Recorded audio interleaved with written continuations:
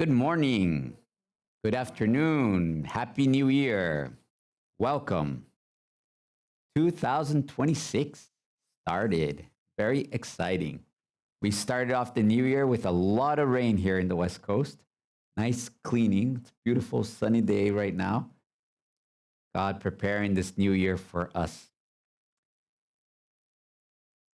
This past month, we had a very strong episode experience that I wanted to share with everybody today.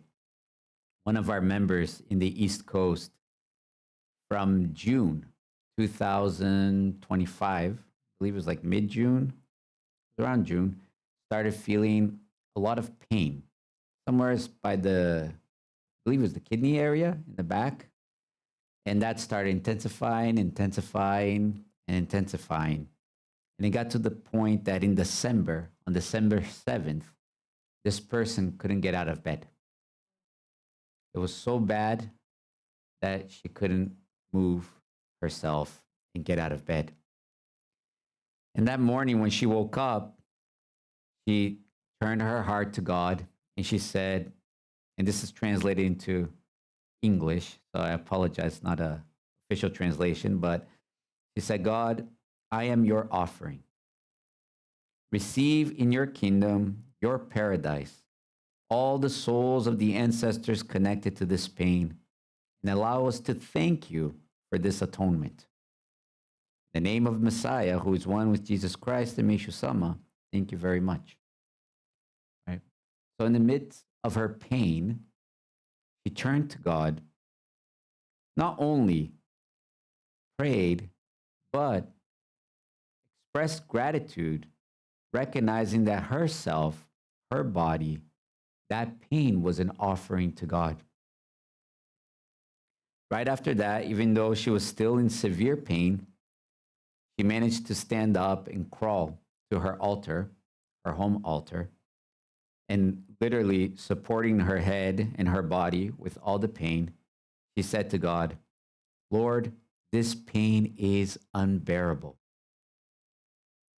Even without understanding, I thank you deeply. Thank you very much. Use me according to your will. And at that moment, the pain disappeared, lifted away. 6 months in pain, right? To the point that she couldn't even get out of bed. And at that moment, in front of the altar, when she surrendered herself, the pain disappeared. Why am I sharing this, right? Several things that really caught my attention with this episode. Usually, when we have such a severe situation, right? When we catch ourselves, it could be health, it could be financial, it could be a conflict. How do we usually pray? God, take this away, right? Please. Or God, please help me. God, please change this. Please do this. Please do that. And last year, I remember one of the services I shared with everyone. Hiroshi-sama sharing that prayer truly does not please God.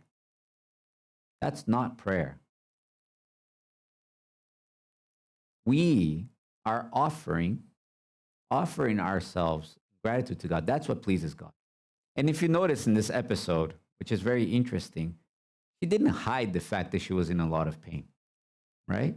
God, this pain is unbearable. Just being very honest with God. But even without understanding, I thank you deeply. Thank you very much. Use me according to your will. So the pain could go on if God really wanted to, right? If you really think about that.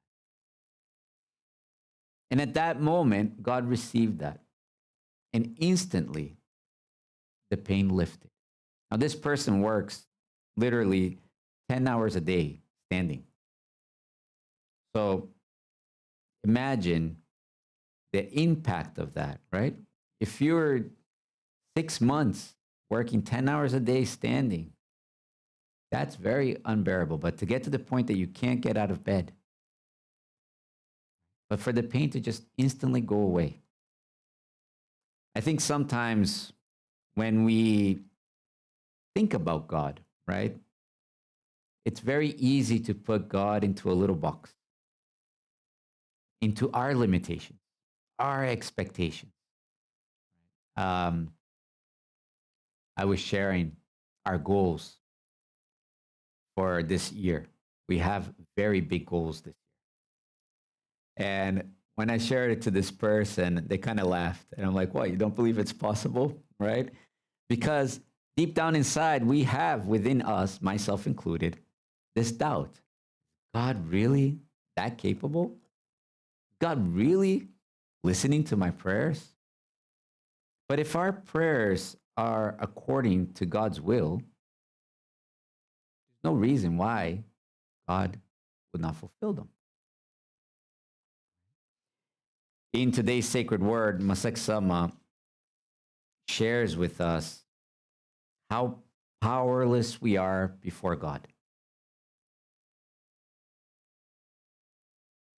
He says, unless God gives us permission, we cannot surrender or practice anything. It is only with God's permission that we can turn our hearts to God and surrender our feelings and thoughts to Him. In fact, we cannot do anything unless God permits us to do it. We do not have the power to think, feel, pray, surrender, express gratitude, or even faith to God. So even in this episode with this member, right, we might think, oh, she has strong faith. She went and she prayed to God, right? But without God calling her at that moment and saying, pray to me, that wouldn't even cross her mind. The first thing might be maybe, oh, I need to take a pill for this, or I need to go to the hospital. If God hadn't called her, she wouldn't be able to lift herself off bed and think, okay, I prayed at bed, now I'm going to go pray at the altar. It's easy to look at this episode and say, wow, what a great episode. This person did an amazing thing, right? But who really behind all this is making this happen? And if you think about that, right? Every moment, every second, God is permitting us to wake up, to walk, to talk, to think, to eat, to drink. It's a huge blessing that I for sure constantly take for granted. Masek Sama even shared, he says, we believe in God only because God makes it so. Some do not believe in God because God does not make it so. And he says, we hold morning services, evening service. At that time, God is calling us, right? And he's saying, you may turn your hearts to me. So even today, in this service, this New Year service, I think it's important for us to express that gratitude to God. Even if we didn't do it during the prayer, if we forgot it, God called us to this service to pray. It's not about who came, it's about the fact that I was allowed to come. And then at that moment, wow, God, thank you for calling me. I can start the year off talking to you, praying with you, surrendering to you. Without God calling us, we can do absolutely nothing. Nothing at all. The second part of the sacred word, well, I'm not sure I could say it's the second part, but the way I see it, he says, now, if we are powerless in front of God, does that mean that we are excused from doing our utmost? Because we hear that a lot, right? Well, if God is in control, there's nothing I can do. Or, for example, when we talk about the vegan diet, well, if God is in control and I'm feeling it, I don't feel desire to do it, it's God's fault that I haven't changed yet, right? It's easy to take that responsibility and put it on God's shoulders. Very easy. It's a way out, right? But he says, on the contrary, he says, if God is in control, can our laziness, our not doing our best, be forgiven and overlooked? not at all, and actually quite the opposite.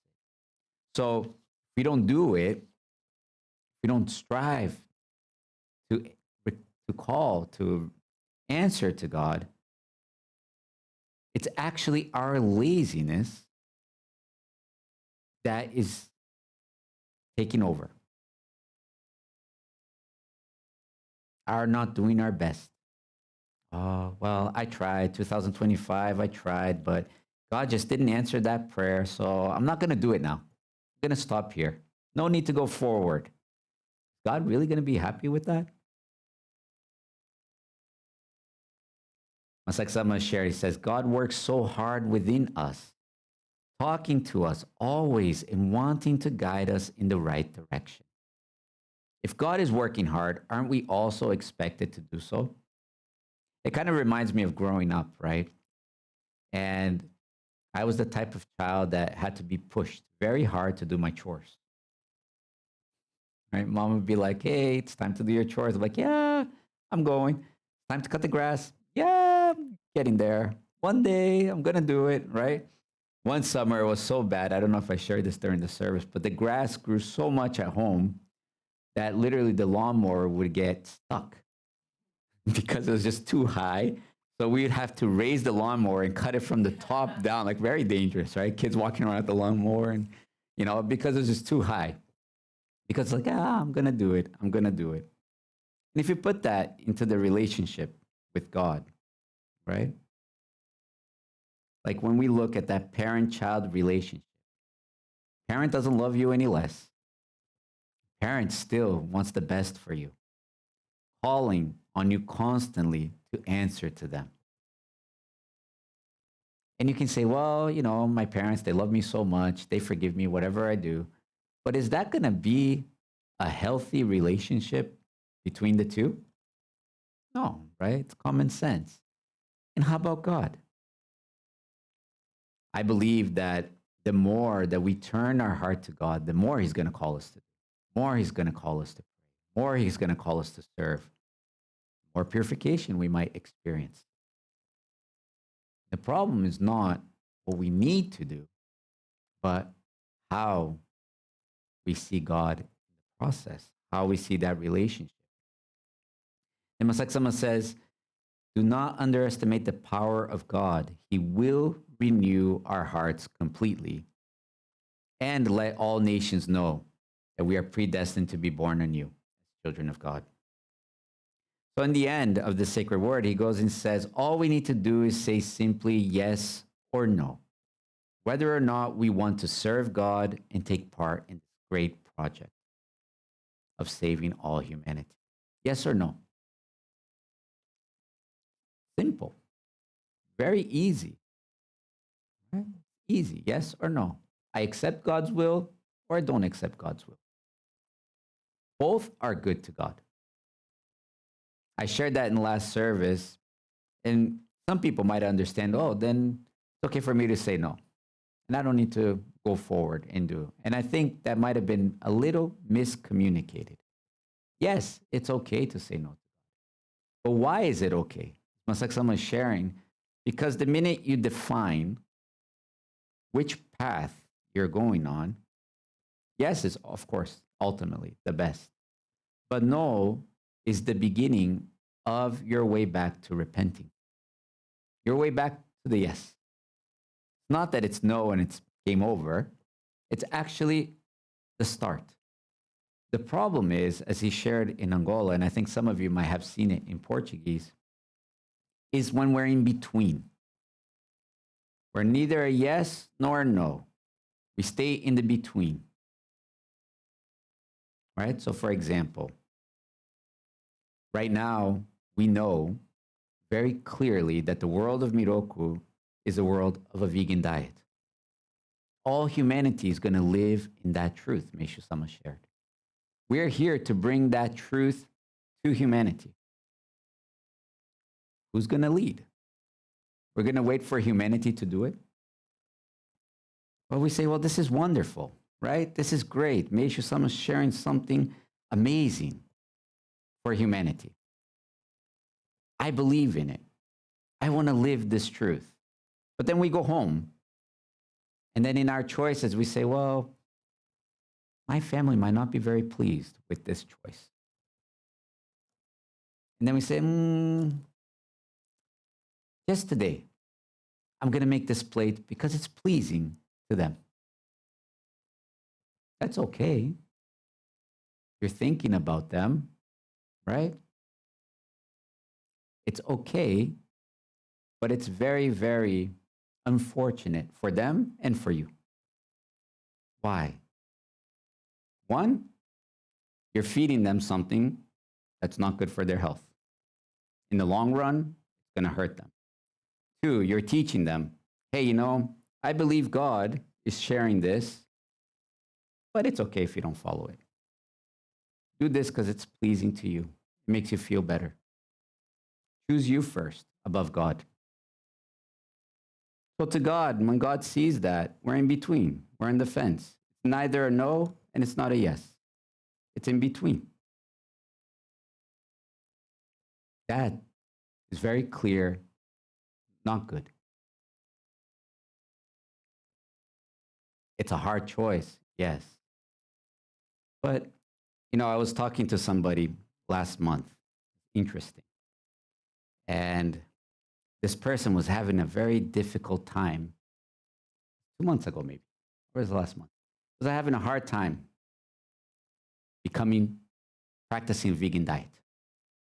And he said to me, Minister, I haven't taken medication in years. After I shared the letter regarding Robert F. Kennedy's book, I don't take medication. I know this is bad for me. I don't do it. And I said, okay. So, but the vegan diet's very hard. So I asked this person, I said, do you smoke? And the person said, no. And I said, why? It's bad for me. It's not good for my body. I said, okay. And you don't take any medication, right? No, for years, I haven't taken any medication. Okay. Why? Because it's bad for my body. It's bad for me. I know it's not ideal. Okay. Then now that you know that certain foods are bad for you, you're going to keep taking them? Oh, when you look at it from that sense, right, from that point of view, it makes more sense. Yeah, I think I can do that. And he made his choice, right? I'm going to change. I'm going to start. And then it starts. And all the upheaval and all the feelings, right? Family feelings, they come up. Normal. Every family is going to go through them. We are used to living against God's will for thousands of years. You think those feelings aren't going to come up? Those thoughts aren't going to come up? Those cravings aren't going to come up? They are, for us to save. But we won't have the strength to do it or the permission to do it if that yes is not clear. If it's not a definite yes, how is God going to keep calling us? Even if you think about it, right? And I don't know, I can't speak for God, but I would say out of maybe common sense, if you have a very stubborn child, sometimes you just have to let them walk that path that you know is not the best for them. Sometimes you know that they're going to hit a brick wall and they're going to come back crying. I messed up. Teach me. What am I doing wrong? Sometimes it takes years for us as human beings to admit, hey, I did wrong. I didn't know. Right? And then they come back. Isn't it the same for God? I shared a while back with everyone, it was a while back, I think maybe 2 years ago. I was having a very hard time praying. Right? I would go home and I did not feel the desire to pray. I go to church and I felt like praying. But at home, I didn't feel like the desire to pray. And my wife was alive at that time. And we actually got into a conflict because of that. Because she wanted to pray and I didn't want to pray. Right? And I find every excuse. No, it's okay. You go ahead and you pray. And most ministers probably won't share this because they're like, hey, I'm in charge of a church. I'm supposed to be leading by example. While I was leading everybody by the wrong example at that time. even though nobody knew about it, that was going on internally. And one day, literally, I remembered this sacred word from Masaksama, this very one that we're reading today, where he said, if God doesn't call you, you can't pray. Your feet don't go to the altar. You don't feel a desire to pray. You don't feel a desire to do. So in that day, I remember she was leaving the altar room that we have at home. It's a separate room just for the home altar. And I went up to the altar. I said, God, what the heck? Not in those words, was like, you're calling her to pray, but you don't call me to pray. Why is that? That never happened before I got married. I've always wanted to pray. And then all my attitude, my posture, it was like a flash. I could see many episodes of me thinking that I'm the one that's praying. I'm the one that's going. I'm the one that's doing. I'm the one that asked. It was very quick, but at the same time, very intense. And I deeply apologized to God. And I said, if it's your will, please allow me to pray once again. The strangest thing happened. It was weird. The next day, I felt like praying. And from that day on, it hasn't, like, there are days, like, literally, it's, maybe I'm late or I'm running behind schedule, but it's like, I need to pray. I want to pray, right? And I'm so grateful for that. It's like, okay, God, thank you for calling me again, right? But while I was in that in-between, I wasn't being called to pray. It's either yes or no with God. And God allows it. And you say, God is allowing it, it's okay. No, it's not okay. As Masaksama shares here, God is constantly calling us, right? So we have to do our best to answer to him. That's the same, not just for prayer, but for food, music, 3 pillars that we have right now. It's our effort in serving God. Somebody shared recently, right? This change in diet is like a sacrifice, right? Feels like a sacrifice. Sacrificing everything I've lived and done and changing. But then the person shared, which I thought was very important. It's about putting God first. If this change is something that is pleasing to God, then I have to look to seek to please God. And me second. We have that sacred word, right? That for many years we might have misinterpreted, misunderstood, but about making others happy. You yourself will become happy. Mish Sama shares that in the sacred word, and for years we've heard that. Who's the person closest to us? God, isn't it? We might think it's our family, it's our husband, wife, brother, sister, but the person closest to us is God who is alive in us. And we're very quick, and I'm saying we in general, but I mean me, to go to God and say, God, I want this, I need this, I would like this very much. I'd be happy if this happened. Just recently, I'm learning to ask, God, is this pleasing to you? Are you rejoicing? Will you be happy? Think about it. It makes so much sense, right? If God is alive in us, if we make God happy, naturally, you'll be happy. But we change and we mix what's happiness with moments of joy or pleasure. They're 2 different things. Happiness is not an immediate feeling of satisfaction. That's a feeling. If you really think about that, right? It's not a feeling, happiness. It's the relationship you're building with God. That's where you're going to feel fulfilled, full.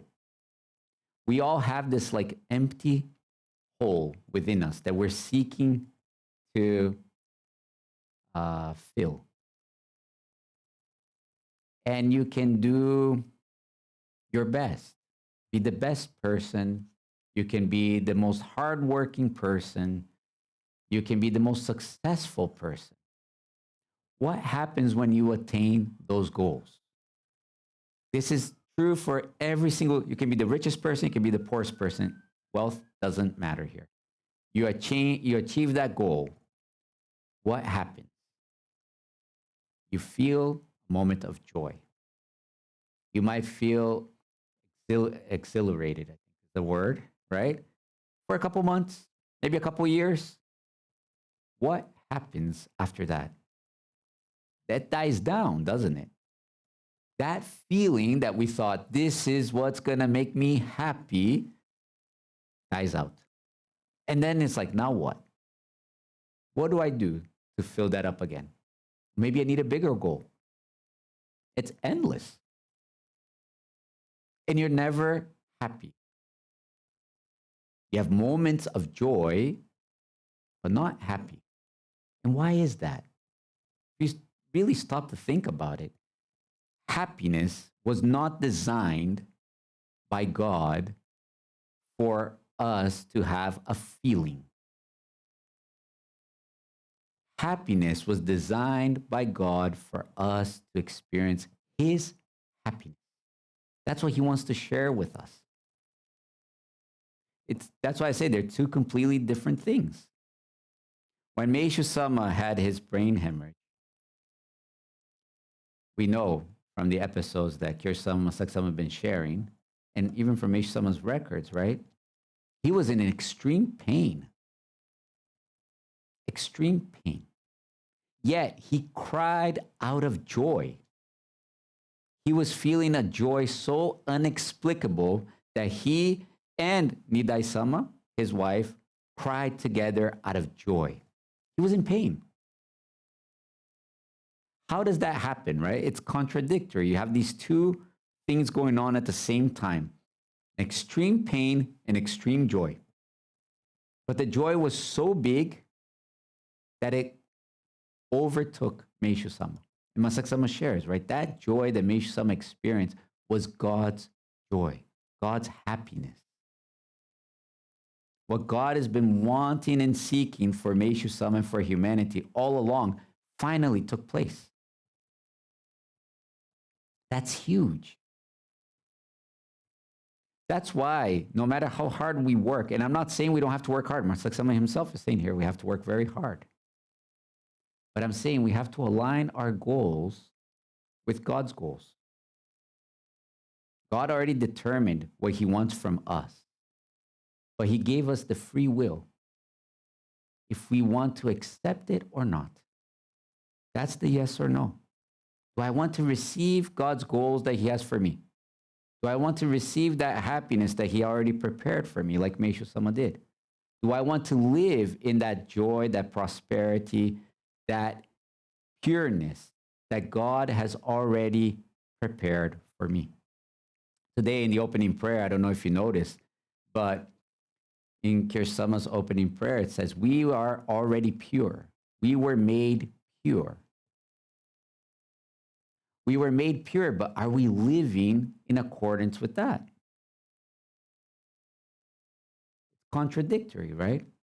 You were made pure, but your choices daily is opposite to that. So how can you live a life of prosperity, a life of peace, a life of no illness, a life of true happiness, if in our daily choices we are living contrary to that?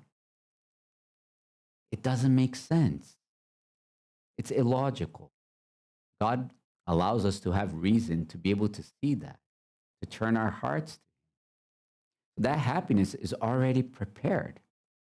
The question is, for each one of us, which one are we going to do? And it's a simple yes or no. Does that mean it's going to be easy? Absolutely not.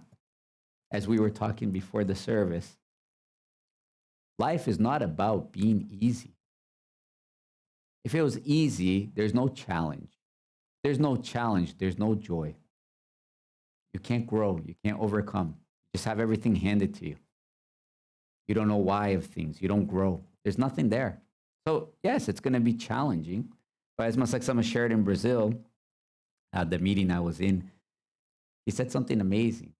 The bigger the challenge, the greater the joy you'll experience. The bigger the challenge, the greater the joy. So, this task that we have, making a world free from disease, poverty, and conflict, seems impossible, right? But God doesn't give us any challenge, his words, that we cannot overcome. And that big challenge is so that we can experience that joy like Meishu Sama did. So all we need to do is really embrace it. God will do the rest with you. It's not like, okay, I say yes. Now, how am I going to do this? I have no idea. I don't understand how it goes. I don't get it. It's not the point. It's a surrender. God, I'm here, and I'm here to serve you with all my heart, all my body, all my soul. Like the experience we saw today. God wanted that surrender. God could have made very much that pain continue. But I think God was trying to show us something much deeper. I want your surrender. You, yourself, everything as is, as something that is forgiven and saved. And then we need to trust. It's called faith. That's why we're at church. It's a leap of faith. God, I'm jumping into something invisible. I have no idea how my family, my loved ones are going to react. But I'm here to serve you. You first. You put me in this world. You put them in this world. You created me. You created them. They belong to you. Okay. I'm going. I'm going first. We saw in the service, I think it was 2 services ago, how you can't walk into heaven holding hands with your loved ones, right? Like someone made that very clear. It'd be nice. Hey, everybody, let's hold hands. Everybody, let's walk into heaven. Let's return to heaven. It's a choice. The door is open for everybody, and God is extending his hand for everybody. But if we don't make that leap first, how do you expect our family members to leap? If our choice is in between the yes or no, our words have no impact. They don't change lives. It's the same as saying, do what I say, not what I do. Does that work for anybody? It doesn't. So in the sacred word today, Masek Sama says something that I think is crucial. He says, let us repent that we thought we could do, that we thought we could, by our own will and power, pray, practice, surrender, minister Joreh, talk, listen to somebody, think, feel, and live. Let us repent for that attitude, how we've lived. And with a repentant heart, let us serve God with all our heart. So in other words, am I going to stop praying? I'm going to stop listening to people, talking to people? Absolutely not. I have to do even more. But the heart is different. One is, I'm the one doing it. I'm the one who prayed. Look, I brought this person. I showed this person. I taught this person. Me. The other is, God, I'm not even worthy to talk. Actually, 2,000 years ago, if it wasn't for God, for his forgiveness, I wouldn't be here. I wouldn't exist, like Meishu Sama says. Acknowledging that I'm so loved, acknowledging that you're so alive in me, that you want me in heaven, I'm going to do my best to bring as many people as possible to you. With that heart, we talk, we listen, we bring. That repentance is very important. As we start off the new year, it's interesting, right? Now, overseas, we receive these sacred words for every service. It's not like a schedule. Like, okay, this next month it's going to be this sacred word, that sacred word, that sacred word. It doesn't happen that way. It's like someone chooses the hymns and the sacred words every month for us.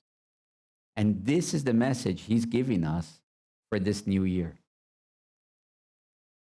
This sacred word, this sacred guidance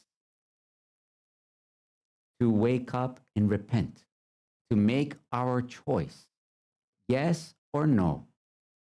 Hopefully, everyone will choose yes. Easier that way, I guarantee you. Harder, inconvenient for us, but much easier. You don't have to go all the way around to come back, but you're welcome to choose no, yes or no. And then with a repentant heart, I'm going to serve with all my heart in 2026. In this path, very glorious path, we are truly, truly blessed beyond words. What we are being given, the world is yet to receive.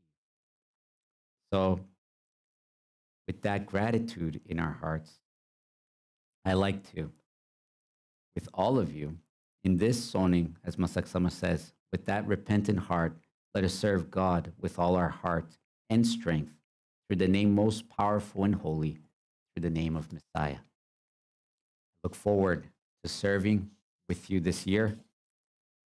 The many challenges God is bringing us this year, let us face them head on, always answering yes. That question I think God is making for us daily, all the time.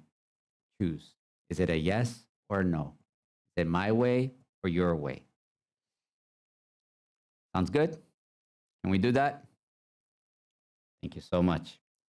This next month in February, I'll be traveling to Japan for the Rishun service, the beginning of spring service, and to receive the sacred objects that we'll be bringing back, the ancestor shrines, maybe if we're allowed, ohikari, not sure, but going to receive that and bring it back.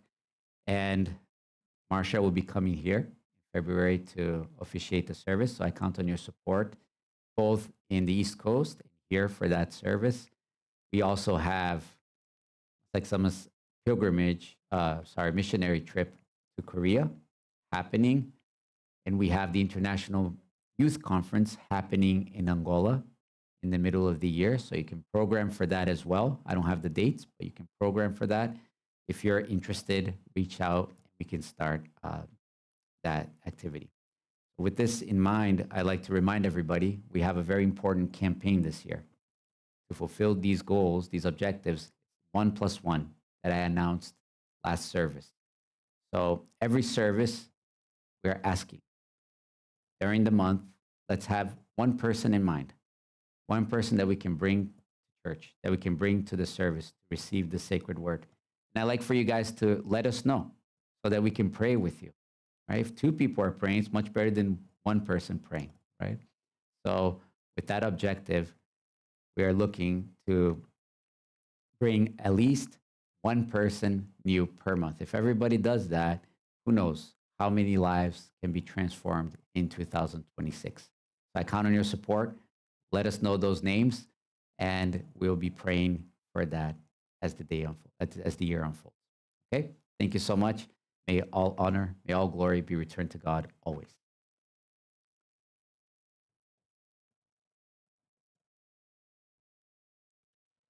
Thank you very much. This concludes the 2026 New Year service. Thank you for joining us. Please join us in singing Cause of Christ, performed by World Church of Messiah USA Choir.